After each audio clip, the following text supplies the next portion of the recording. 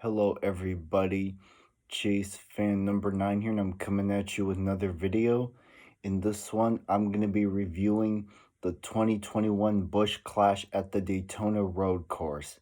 This will be my first race review of the year.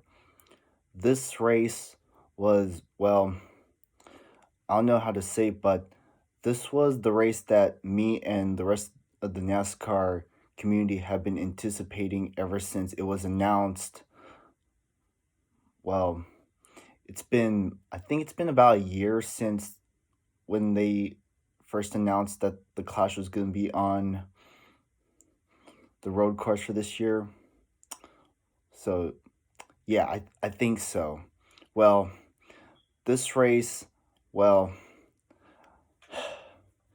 all I can say is that from beginning to end, it was a good race. It could have been worse. And the reason why we were racing on the Daytona road course was because, well, some people wanted to change, and, well, we got the Daytona road course. Now, I know why, well, oh my gosh. Sorry if I keep skipping. I'm not a perfect person when it comes to reviewing races like this. Well, for those that saw the finish, you can probably understand, well, by the look on my face, you can tell that I'm pretty dejected. And, well, I'm not as mad as I've been in the past. I mean, I could have reacted worse, but still. But anyways, what happened was Ryan Blaney on the final restart was able to track down Chase Elliott with just a few laps left, and he managed to take the lead with less than 3 laps to go. Sorry, I'm not perfect. And he was able to pull away for a little bit. On the final lap coming out of the super speedway turn 4, he had Chase Elliott hot on his tail going into the final chicane. And as they did so, Chase Elliott sent a dive bomb. Well, he made a dive bomb move underneath Ryan Blaney's inside and took him out in the process. And not only did he cost Blaney the win, Chase Elliott cost himself the win. And because of that, Kyle Busch was fed another win. I mean, I I knew Kyle Busch was there. I didn't sit there and act like Kyle Busch was not there. So, yeah. Chase Elliott finished second, and Ryan Blaney, I believe he finished as the last car on the lead lap. And now, because of this, I understand lots of Ryan Blaney fans are very angry with Chase Elliott. Pretty reasonable. Probably can't blame you. This kind of reminds me of the Charlotte Roval 2018 finish when Jimmy Johnson pulled a similar move on Martin Truex Jr., or from all those finishes at Canadian Tire Motorsports Park from the past couple of years.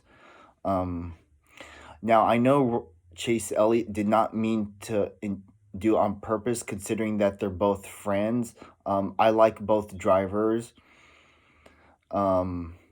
I wasn't expecting Blaney and Chase Elliott to be up at the front, considering that they've been up and down the field the entire race. But hey, that's just how it goes.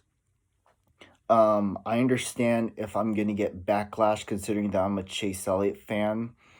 I get, but considering that my reaction video is still uploading as I'm making this video, just don't be rude in the comments.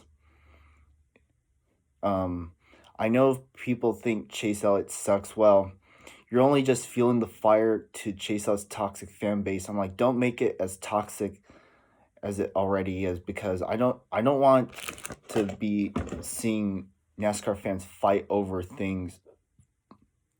Besides, it's a non-points race anyway, so y'all shouldn't have to worry, even though the playoffs don't belong in motorsports still. Besides, it's not the end of the world. I'll bet if Ryan Blaney was in Chase Elliott's position, he probably would have done the same thing too. And what would you say then? Well, if it's not Chase Elliott, he probably would have pulled it on any other driver. If it was his teammate, I'm sure some of y'all would be biased about it, but still, that's besides the point. And that's all I can say. Um, Kyle Busch, all I can say is that good for him, even though I don't like him, still. Now, the race itself was good. It could have been a lot worse. There were some battles for the lead, like the battle for the win, obviously. There was a battle between Hamlin and Truex. What else? We saw Tyler Reddick up at the front for a short bit. And just like any other road course, we did see the typical spin outs. Kevin Harvick spun out twice, once on lap 3 or 4, and one on, what was it, lap 10 or something? I'm sorry, forgot. What else?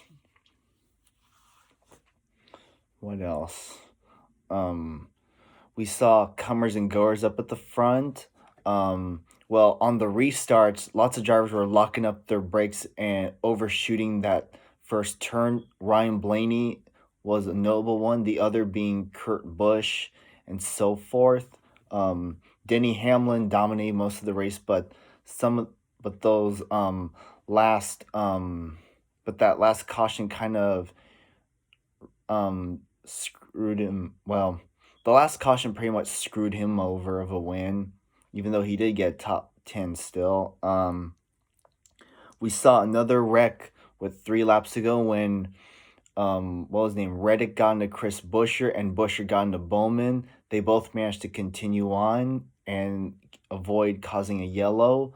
Cole Custer was the first retiree of the race when he went through the last chicane, his car came to a stop and then caught fire, and that was the end.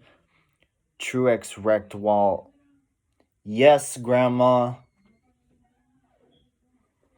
Sorry, my grandma was trying to ask me something. Sorry about that. But anyways, Truex, he was able to get the lead from Hamlin, but that was short-lived when he wrecked coming out of the backstretch chicane and pretty much killed his car on impact. I feel bad for Truex. I hope he gets it at some point in the future, because I know all the Truex fans will be happy about that. I know they were disappointed tonight, but I know they'll be happy again in the future. And yeah, tonight was also the debut of Michael Jordan's new team, 2311 Racing. Their driver was Ty Dillon. Bubba Wallace was at the track. Well, was up on top of the pit box specifically, but yeah. So overall, it was a pretty good race. And remember, and speaking of, and Logano got damaged too, but he wasn't really he was sort of kind of factored, but not in a big way. Keselowski, he was up there for a little bit, but then he fell back. Byron had a tire issue, but was able to recover. And yeah, it was pretty much it. Almirola, De Benedetto, and some of the others, Dillon, they were up and down the leaderboard, but they weren't really contenders either, so not going to say much about that. So yeah, Truex and Custer were the only 2 retirees of the race. Oh no, wait, did Custer finish the race? I'm pretty convinced he retired from the race because once you kill your car like that, that's it. But anyways, that's pretty much all I have to say. There's still post-race inspection. The race was good. I just wish next time, I hope the outcome is better, considering that we'll be at the Daytona road course again in over a week. I wish the drivers all the best in qualifying. May the best driver get the pole, and I hope the duels, trucks, Xfinity, ARCA Race, and the 500 I just hope they all go off without any other hitches. So with that, that's pretty much all I have to say about tonight's race. Thank you guys for watching this video. This has been Chase fan number 9 here.